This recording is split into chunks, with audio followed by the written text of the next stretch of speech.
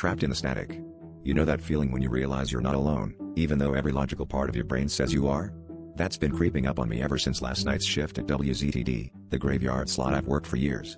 The station's empty after midnight, the only sounds are my own voice and the low hum of the transmitter. I was halfway through an old jazz set when the phone line crackled, and a voice, so faint it sounded like it was woven from the static itself, started talking.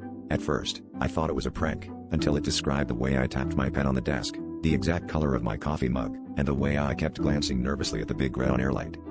I tried to play it cool on the air, cracking a joke about psychic listeners, but the voice got desperate, whispering faster, more frantic. It said it was trapped somewhere between the waves, begging me to help it escape the static. The line buzzed with interference so thick I could almost feel it in my teeth. When I asked its name, the voice only laughed, a hollow, echoing sound that seemed to come from behind the walls, not the phone. It told me if I listened closely, I'd already heard it before, late at night, in the dead air between songs. I started to feel dizzy, like the studio itself was spinning. I turned off the overhead lights, hoping the darkness would calm my nerves, but the shadows only deepened. Every time I spoke, my own words seemed to bounce back at me, layered with that voice, as if something was piggybacking on my broadcast.